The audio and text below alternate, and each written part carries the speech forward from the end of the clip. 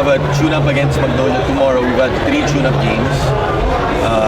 We know we might have a lot of games right away kasi we're preparing for ESL din, diba? So, mangyayari nun, I think, openings on the 5th, we probably will not have a game after the 15th kasi we have to have at least 4 practices for Justin, for Ronde, and then lilipad kami papunta na dun sa Japan ng 20th. I think games on the 22. So, we're expecting na the only way ma-accommodate din kami is we'll have a lot of games early, right? So we're trying to get a lot of games early, you know, regardless of the results. We want to get reps in, we want to get the rookies their minutes, we want to get some of the veterans who are coming back like Quinto and Maliksi some minutes, and it's worked out okay.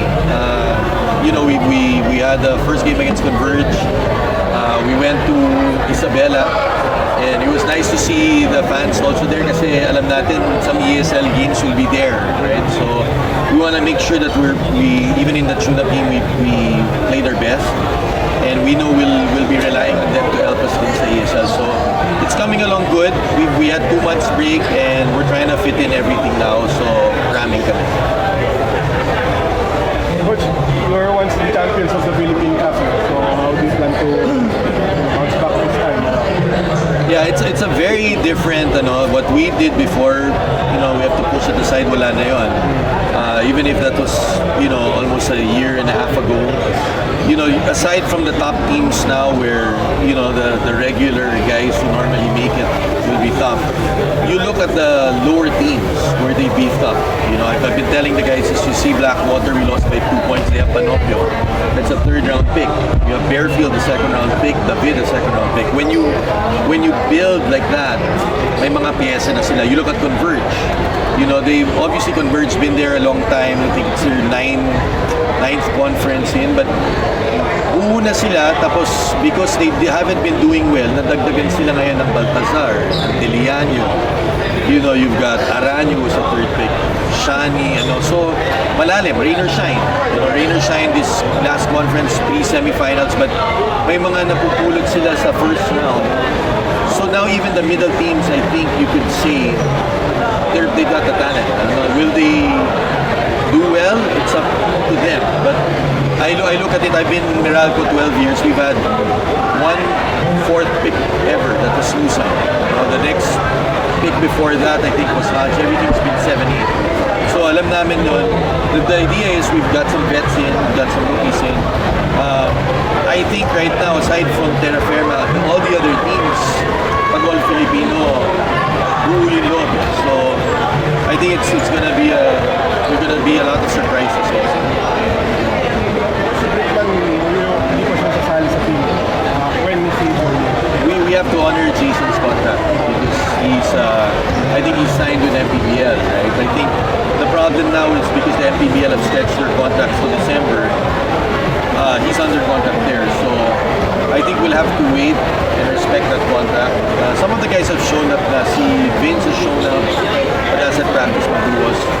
Ladis has played, Ethan has played, and those guys probably won't be with us from the onset. But we like our draft picks. I think we drafted smart 1 to 5. We got balance. We got Ladis, Lepalam, even si Pomya, si Jeff. Underdog yun, pero madami kami nakikita maganda. He can defend, he's smart on the pick and roll. Ethan, so we'll have to wait. But Jason, I don't know if he'll be allowed sa ESL. He would be a welcome addition for us because he's experienced, he's played in the international level. Hopefully payagan siya probably by December to join us. So, si Brickman, pero after na ng PPL campaign yan. Yeah, I mean, not in the earlier days.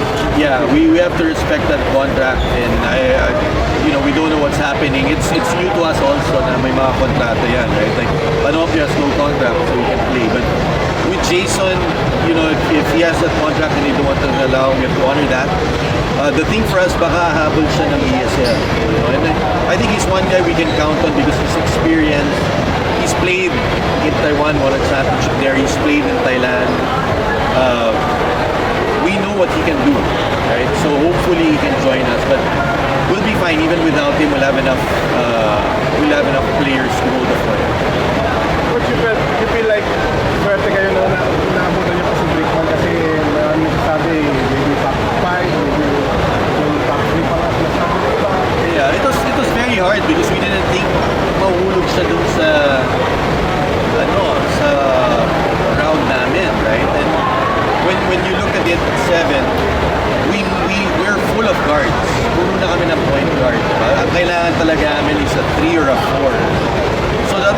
very hard thing to do. But at the end of the day, he's one guy that moves the ball. I think that what we need is a point guard who can really help and share the ball, right? And he's a different level. I think the only thing holding back Jason is 33 like Kalen Chongson, di ba?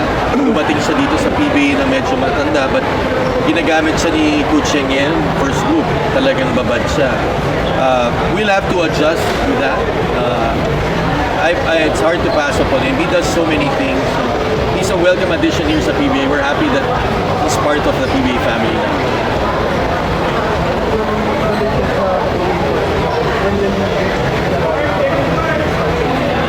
Yeah, Romero was playing very well in Dubai. He was playing in FIBA and then for Puerto Rico. Then now he was with one of the teams we faced before in Qatar, right? But he did so well there. They signed him to a 9-day contract, and then they give good money there, big money. So sa amin naman nakikita namin na it's hard for a player like that if you hold him back and you want him. Obviously, we want him here early so he can know the plays. But at the same time, tinutulungan namin yung mga players na it's a chance for him to earn, right? So the decision by management and staff has been made na we will allow him to go even if he can be here early because we want him also there and it's good for the player, right? He's gonna play in a high-level Dubai tournament. He's playing very well. He'll be here with Brownlee, with Justin and Rondé, probably October, late first week of October, maybe 6, 7, right? Maybe 10.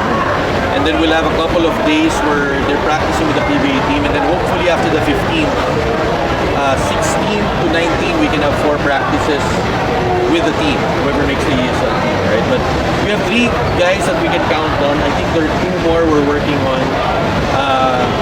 One we're seeing if we can, let management handle that. The other one is signed, but because of visa applications in terms of working permits, he needs to clear that up. So I'll let management handle. But we want a good team.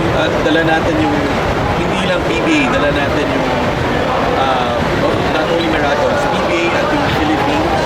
We know we're the only. We wish there was one more PBA team, but it's nice. I think it's a nice story. To, you have Justin, Rondé, you have us that's been, we've been there, signed, we didn't make it last tournament where we were one hand up away from making the semifinals, but I think the ESL right now is going to be very tough. You've got 3 Taiwan teams, Greece, Japan, Mongolia, the BCL, the Champions League, their team made the Final Four. So there are a lot of teams, quality teams out there. I hope we can do well.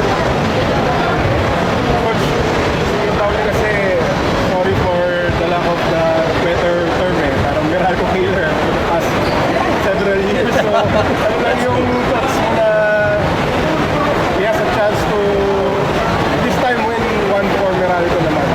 Yeah, this is not more than Meralco or us. I think we're anoing the PBA, so we're very happy na pinayagan si Justin, pinayagan si Rondé because we have to care more, right? And we have a lot of fans that it matters din. Nakikita natin sa Gilas and sa ESL pag hindi tayo nananalo because madami tayong pride. If you think about it pound for pound, Philippines can do well against any Asian country. The problem now is the ball clubs allow 4 imports. So we have to pivot and adjust to that. So we're very excited to have Justin. We know he's a winner. Ronnie's a winner. We also know that they've struggled in international competition, so they need to sacrifice. What I mean by that, Justin played in the BCL for Indonesia, they didn't qualify. Ronnie played in Korea with Ratcliffe, and he wasn't getting a lot of minutes there, right? You can only use one in per time. So even if they've had success here, there's going to be a lot of sacrifice by those 2 to adapt and adjust, and obviously to be leaders in the court, right? But again, we're excited. It's a good thing. We would have wanted other guys to also be a part of it, like other teams to take the fourth, but we were just being told we're being good soldiers, and we have to move on and do our best.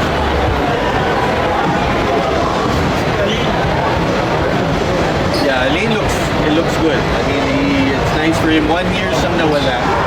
He was very key sa finals namin.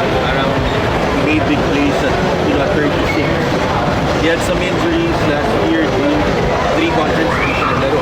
So it was nice to see him play very well in that trainer shine out of town.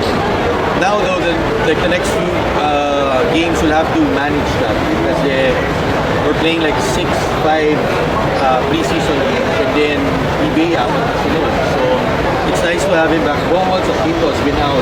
So malaking bagay yung dalawang yun. Puno kami ng mga point guards. Konti lang win. So, and Elaine's a winner. He's a pro. He's going out 37, 38. He'll be a big thing in what we do this coming game.